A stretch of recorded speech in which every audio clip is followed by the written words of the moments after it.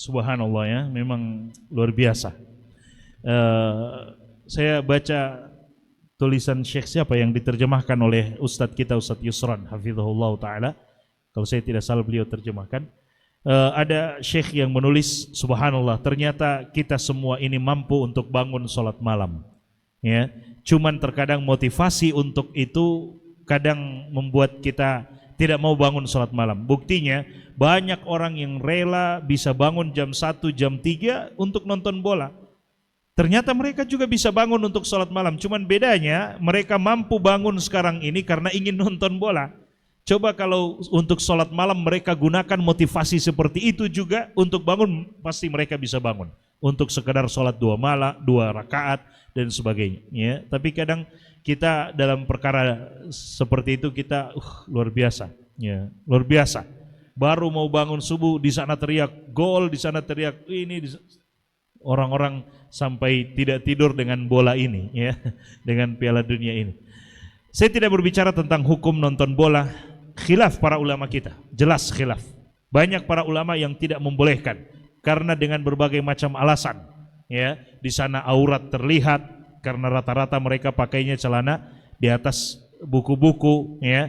Kemudian di sana bisa jadi ada perjudian, di sana begini dan seterusnya. Kemudian sampai dengan dibahas oleh para ulama kita sampai mereka khilaf ya tentang hukum menonton bola. Ada yang membolehkan hanya sekedar sebagai hiburan dan ada yang tidak membolehkan sampai mengharamkan karena alasan-alasan aurat dan sebagainya ya, dan menyia-nyiakan waktu dan sebagainya. Ada yang sampai mengharamkan. Saya tidak membahas hal itu. Tapi yang saya maksudkan di sini jamaah sekalian, banyak para ulama kita sampai menulis, kenapa motivasi bangun tengah malam itu kita tidak gunakan untuk ibadah, ya? Misalnya untuk sholat malam. Kalaupun memang ini sebagai hiburan dan kita termotivasi untuk menonton hanya karena sebagai hiburan, oke, tidak apa-apa. Tapi setidaknya jangan tinggalkan sholat malam, qiyamul lail, atau sholat malam yang dia itu diawali dari Syekh Hasan al-Bukhari. Syekh Hasan Bukhari hafizahullah ta'ala, salah seorang pengajar di Masjidil Haram.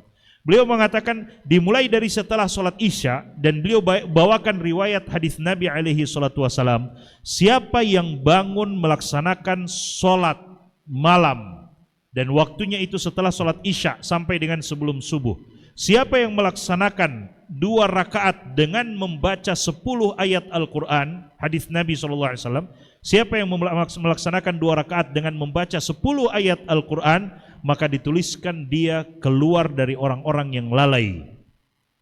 Dia dikeluarkan dari golongan orang-orang yang lalai. 10 ayat. 10 ayat itu rakaat pertama Qul ya ayyuhal kafirun, rakaat kedua Qul huwallahu ahad, sudah lewat dari 10 ayat. Kita ditulis sebagai orang yang tidak lalai. Cuman dengan 10 ayat. Setelah sholat isya, apalagi kalau kita tambah rakaat yang ketiga, yaitu kita niatkan sebagai witir karena khawatir tidak bisa bangun tengah malam, kita tambah lagi dengan 3 ayat, inna a'tainakal kautsar fasholli lirabbika wanhar inna syani'aka huwal abtar. Sudah akan menjadi 15 ayat, sudah lewat dari apa yang Nabi sebutkan. Maka sebenarnya kita ini punya kesempatan setiap malam, Allah catat bukan bagian dari orang-orang yang lalai hanya dengan melaksanakan 2 rakaat atau 3 rakaat, atau mungkin 1 rakaat kita niatkan witir langsung, tapi kita baca wadduha misalnya. Wadduha berapa ayat? Surat Ad-Duha berapa ayat?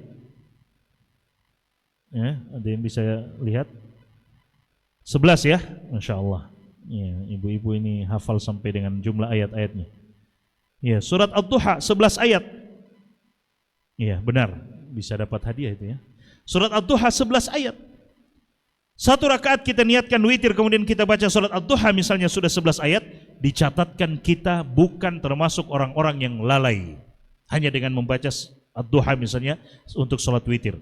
Jaga ini jamaah sekalian ya, cuma 1 rakaat saja, 2 rakaat tambah 1 rakaat, 2 rakaat ba'diyah isya, 1 rakaat witir, kita baca Al-Kafirun, Qul huwallahu ahad, setelah itu Qul a'udzu birabbin nas misalnya untuk witir, sudah lewat dari 10 ayat. Kita dicatat sebagai hamba-hamba yang tidak lalai hanya dengan melaksanakan amalan tersebut. Dan itu kita bisa. Saya yakin kita semua bisa. Buktinya dengan Piala Dunia ini orang-orang bisa bangun. Ya, bahkan berjam-jam.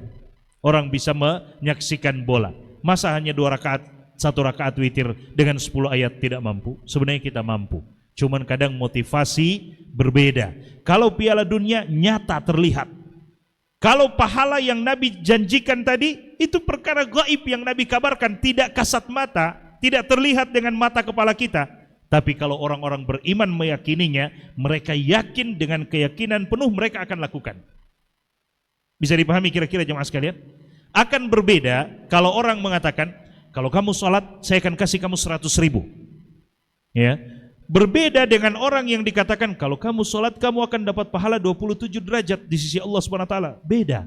Yang satu akan betul-betul sholat karena dia lihat 100.000 ada di mata kepalanya, di depan matanya. Motivasinya berbeda. Dengan orang yang sholat 27 derajat, betul ini? 27 derajat? Tidak terlihat dengan mata kepalanya. Makanya kadang orang tidak mau atau tidak kuat motivasinya untuk melakukan. Kecuali kalau dia benar-benar yakin, ini Nabi yang sudah bilang. Dan Nabi tidak berkata-kata dengan hawa nafsunya. Nabi yang sudah katakan, ini perkara gaib, Allah akan berikan saya 27 derajat. Maka dia akan termotivasi untuk melakukannya. Itu bedanya. Piala Dunia dia lihat nyata, ini yang bermain di hadapan matanya. Ya, makanya dia lihat jadwalnya, makanya dia termotivasi. Anak harus bangun. Anak ayam yang bermain ini. Ya, meskipun ternyata tidak bataji. Ya, atau ayam penggo. Dia lihat dengan mata kepalanya. Tapi kalau dikatakan kalau kamu sholat baca 10 ayat sholat malam dimulai dari setelah sholat isya, waktunya sampai dengan sebelum masuk waktu subuh, 10 ayat saja kamu baca dalam satu rakaat itu atau 2 rakaat itu, dituliskan kamu termasuk orang yang tidak lalai, dituliskan oleh Allah Subhanahu wa taala. Betul ini? Tidak terlihat dengan mata kepala. Itu baru janji. Ya, tapi orang-orang yang beriman yakin dengan janji itu. Makanya saya katakan jemaah sekalian, jangan tinggalkan. Kalau bisa lakukan.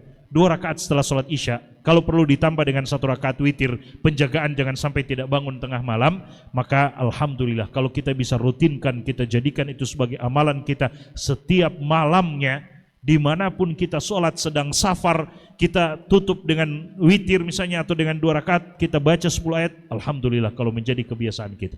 Ya, kita bersyukur kepada Allah kalau itu bisa menjadi kebiasaan kita.